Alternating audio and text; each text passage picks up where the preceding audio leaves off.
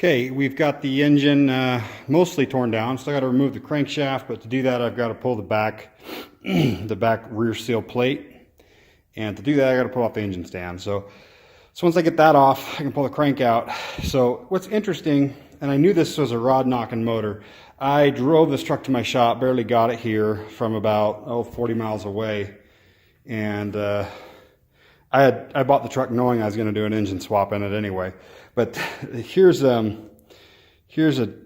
a good, I mean it's trashed, but there's a bearing that hasn't actually spun yet. But if you've noticed, so there's the crankshaft journal. That could be polished or turned down. But we've got, these have been hammered together. 2 rod knocking pistons in this thing. I haven't pulled the shell off this side either. Yeah, I really got myself the other day there. It looks good, doesn't it? It's been about 8 days since I did that one. But anyway. So you've got 2 shells here. Your bearings have been hammered together. They've spun on each other and then been hammered with the rod back and forth. Smashing them together essentially. So I'll have to pry those off. I don't care. I'm throwing this crank away. But here's one of the rods. And these are generally junk after they've spun in here. You wouldn't ever want to try to put a bearing in there and make that go down the road again. You really can't resize these rods. These are split fractured rods if you're not aware of what that, if it'll focus. That's not a split fracture. Oh, come on, focus up here. You can see that fracture there? That's not a straight line. They sonically fracture these. They're cast in a single piece and they sonically fracture them and then they only fit one way. So it's actually a pretty good design, but it doesn't allow for resizing. Once they've spun a rod, or spun a bearing, they're junk. So these are junk. Also, this being a Gen 3 rod, if you look at the beam, well here, I'll just run it over to the other one. For comparison purposes, this being a Gen 3 rod, and let's grab a Gen 4 right here to go side by side.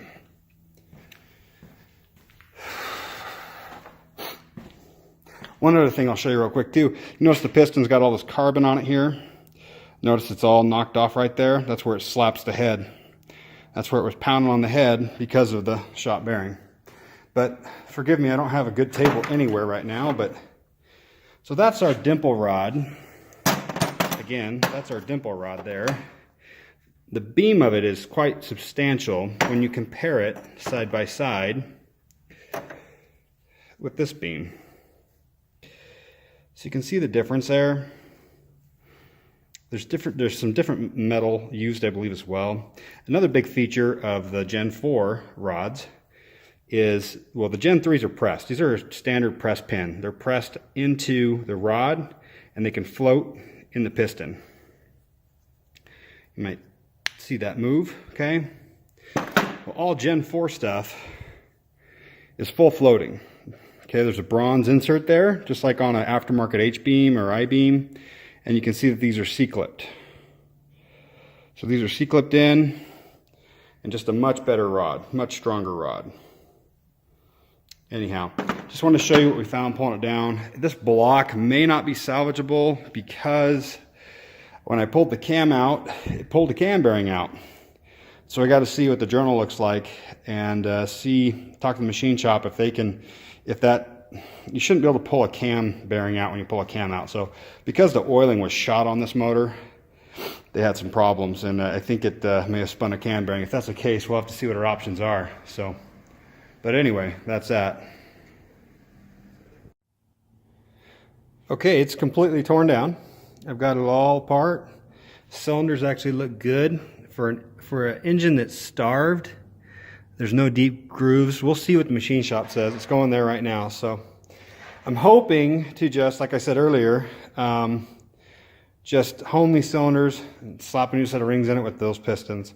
Anyway, I was a bit worried because this cam bearing popped out, but it took a lot of force to pull it out. I think I got really lucky. If you focus on this here, it does, my phone won't focus on this, but there we go.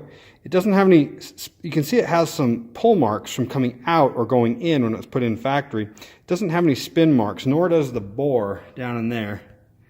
That's where it came out of. It doesn't have any spin, so I'm optimistic that a new one will press in and stay put. So other than that, yeah, I think this will work. So I'll just get the opinion from the machine shop, see what they say, and go from there. But I'm excited, see where this goes.